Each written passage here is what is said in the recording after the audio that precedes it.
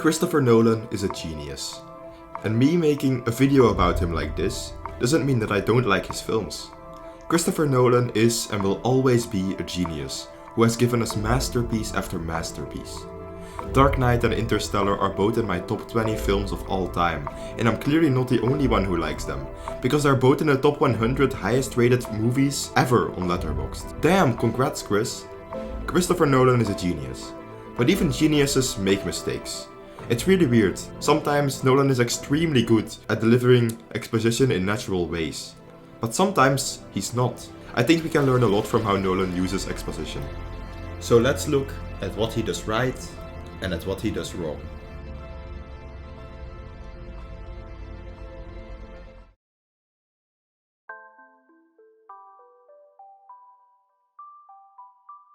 So, a lot of Christopher Nolan films have really weird concepts. Black holes, dreams inside of dreams, everything moving backwards.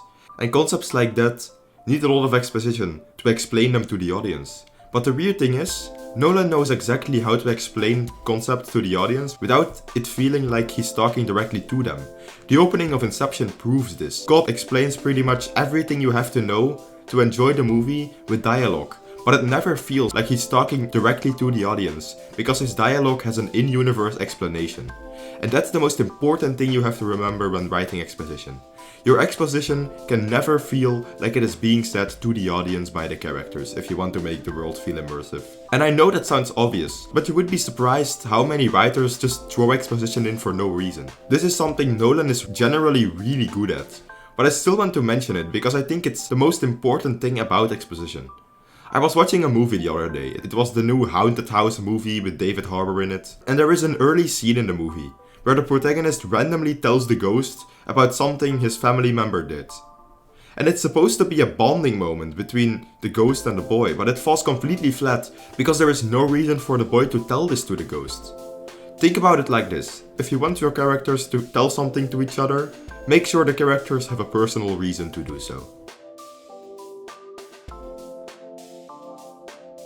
There will always be moments where you have to make one character explain something to another character, to make something clear to the audience. But there are ways to make that feel more immersive than it would otherwise feel. The first very important thing is the reactions of the characters.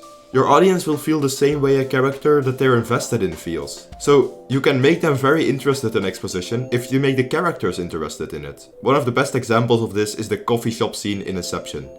Cobb talks about the crazy concept of infiltrating someone's dreams, and it's a pretty standard exposition scene, until we realize that this entire scene was in someone's dream, and the character who didn't know that reacts not shocked at all. It's just a dream, then why are you shit? By this point we know Ariadne, so when she loses her shit, we do too. So yeah, Nolan is really good at this, right? No, he's not. Tenet is the most painful example of this. The movie's protagonist is such a blank slate that he literally doesn't even have a name. No, I'm being serious. When you look at what character John David Washington played, it just says the protagonist. Like he actually has the personality of a chair. And that also means that the exposition isn't saved by the reactions of the characters, because well, they don't have reactions. When the weird concept of Tenet is explained to Mr. Dwayne the Chair Johnson over here, he doesn't seem to care. So the audience also doesn't care. So if you want your viewers to care about exposition, make sure your characters also care about it. The second very simple thing you can do to make exposition feel less forced is introducing a character that doesn't understand the world the movie is set in. Ariadne, for example. She's new to the dream stuff, so it makes perfect sense that characters explain things to her and to the audience. Also make sure that the new character has a secondary purpose, because having a character that is only there to ask questions like Ariadne gets very stale very fast.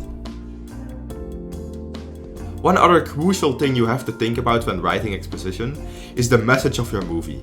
Because whatever you do, you should never tell the audience your message through dialogue.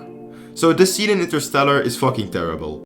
Love is the one thing we're capable of perceiving that transcends dimensions of time and space. The reason telling the audience your message is so bad is that you have not proven that your message is important by just making a character say the message.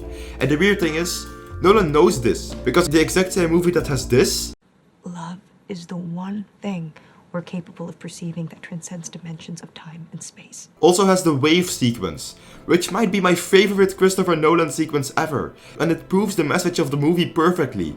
The gang is mostly alive because they chose love instead of their mission. The person who eventually gets killed by the wave is one of the people who initially wanted to save the mission. So the movie is telling us that the universe rewards choosing love, and the movie showed that to us without any dialogue. The difference between the dialogue scene and the wave sequence is that the wave sequence is an example of why the message of the movie is important, and it proves that the message is true by showing us what happens when you don't believe in it. But the dialogue scene doesn't do any of that. So why is it in the movie? Think of it like this. If I told you there is a pink elephant in my room, would you believe me? No, you wouldn't. But what if I show you the elephant? Would you believe me now? Yes. Yes, you will.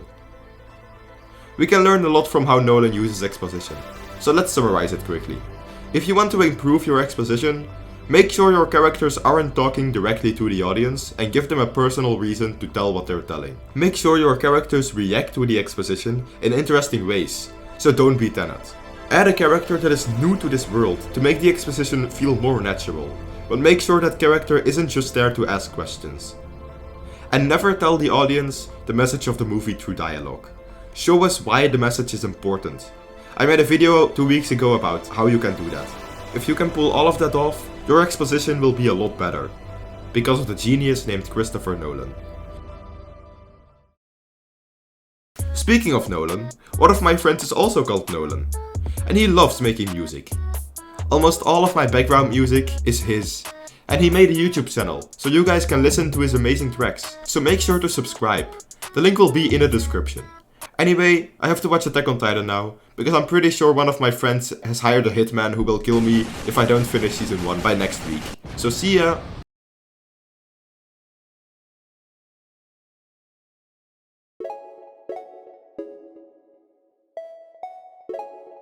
Yeah, so every one of my videos will end with a blowfish status quo, where I talk a little bit about what I'm working on. But so right now I'm working on a very long How to Train Your Dragon review. It will probably be the longest video on my channel, but it's not finished yet. I think it should be out by the end of April, hopefully sooner. And until then my videos will probably be a bit shorter, to give myself time to work on the How to Train Your Dragon video. I should be able to make a video in 2 weeks. See you guys then!